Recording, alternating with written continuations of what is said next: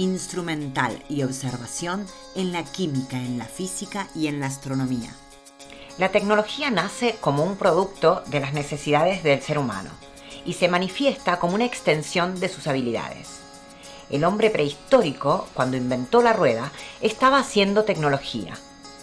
Creó un instrumento para extender su capacidad de transportarse y transportar sus bienes.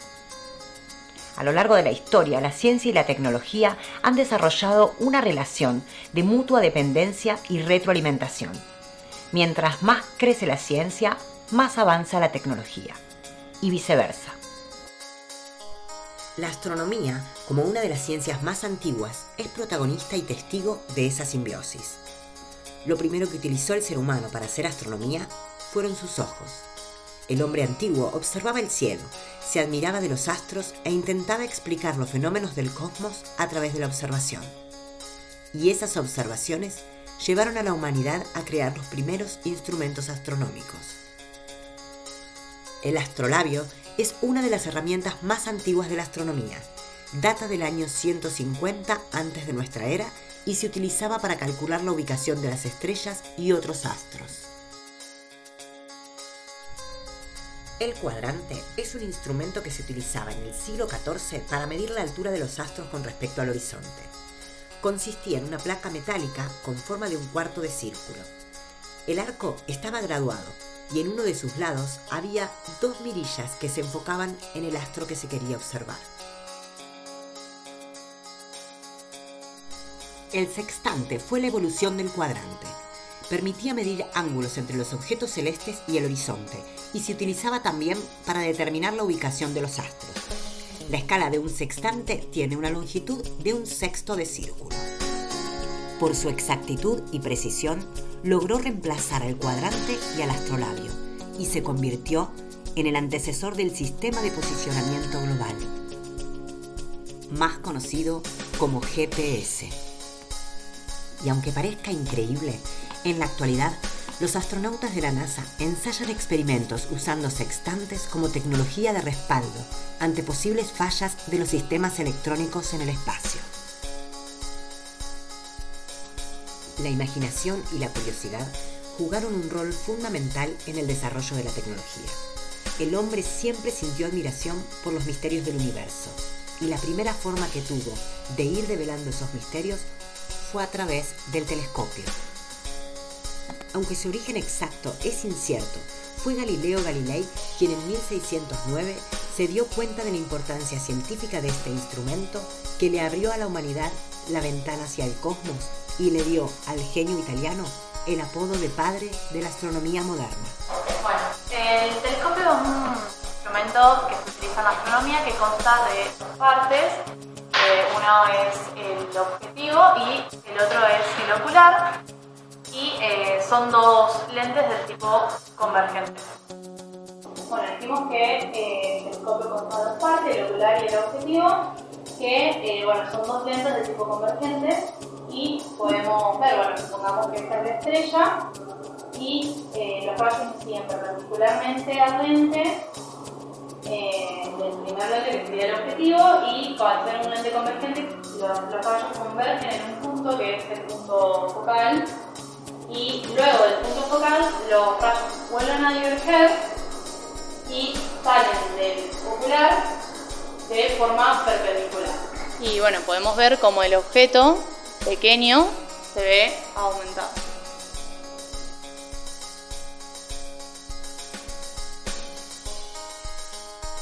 Este tipo de sistema de objetivo y ocular es el mismo que utilizan los microscopios. El ocular de un microscopio funciona de manera análoga al ocular de un telescopio. En el telescopio, el objeto que observamos está lejos y la imagen que nos entrega el instrumento es mucho más pequeña que el objeto real. En cambio, en el microscopio, el objeto que observamos está cerca y la imagen que se forma en el microscopio es mucho más grande que el objeto real. El microscopio tiene una historia tan antigua y llena de incógnitas como la del telescopio. Pero en el mundo de la química, las primeras tecnologías son mucho más antiguas que el microscopio, incluso anteriores a la química como ciencia. Uno de los primeros instrumentos conocidos empleados con fines químicos es la balanza, que era utilizada ya por los egipcios, babilonios y sumerios.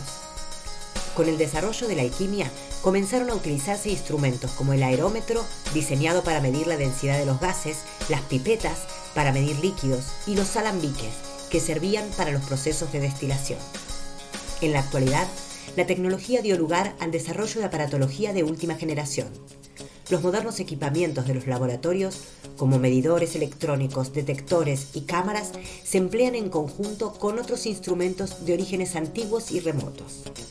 El pasado y el futuro se conectan en las herramientas de la ciencia de una manera sorprendente. Una de las técnicas más modernas que se realizan en los laboratorios es el análisis de nanopartículas por NTA, una tecnología avanzada que permite analizar partículas tan pequeñas que son imposibles de ver incluso con el microscopio. Es de gran utilidad para el diagnóstico de enfermedades, el desarrollo de vacunas y medicamentos y para estudios de toxicidad.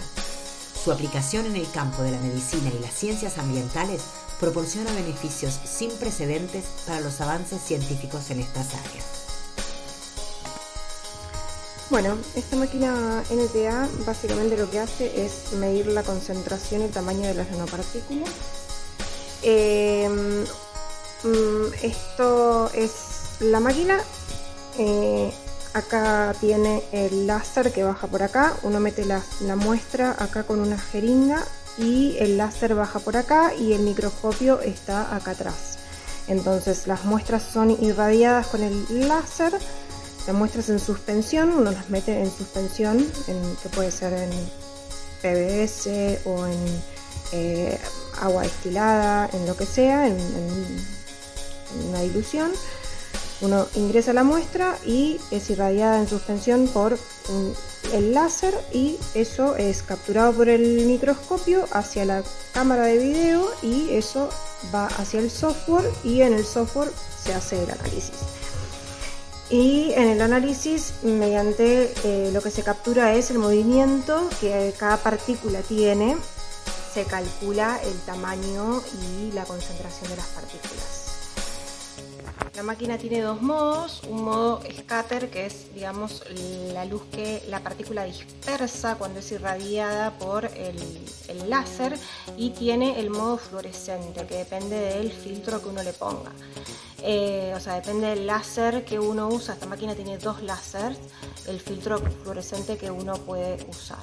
Ahora está en modo scatter, quiere decir que en este modo todas las partículas que dispersen la cantidad de luz necesaria para ser medidas, para ser censadas, van a ser medidas. Cuando uno aplica el filtro, solo las partículas que emitan fluorescencia van a ser medidas, porque el filtro tapa la luz que es dispersada. Solo la luz fluorescente va a ser medida. Y esto es importante porque, por ejemplo, le da a esta máquina una aplicabilidad en el futuro si uno quisiera usarla en muestras biológicas para discriminar, por ejemplo, vesículas extracelulares de otras nanopartículas que no lo son y que pueden confundirse porque en el modo scatter no se podrían diferenciar. Todos estos instrumentos tienen un eje común: la física. La física está siempre presente, en el movimiento, en la fuerza, en la luz, en las ondas. El estudio de las ondas es muy importante, porque las ondas son energía y la energía es información.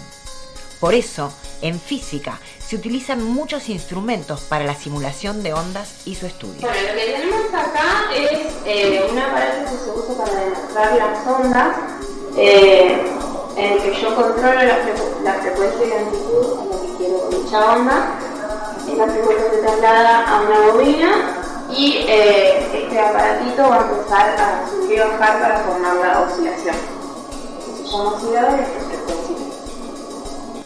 Ahora lo prendemos y con esta llave le vamos a ir regulando la frecuencia. La aumentamos. Estos puntos que no se mueven se llaman nodos. Y la amplitud es la altura que está la onda.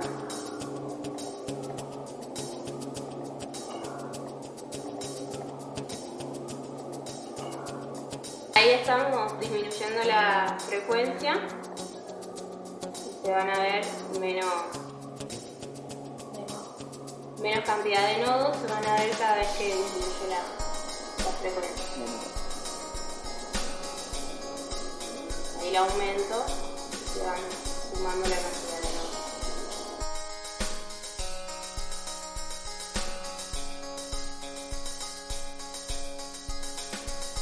Hoy por hoy es difícil pensar en ciencia sin pensar en tecnología, pero no hay que confundirlas. La ciencia es conocimiento. La tecnología es un proceso, una técnica, una herramienta que se utiliza para lograr ese conocimiento y para solucionar pequeños problemas cotidianos y grandes problemas de la humanidad.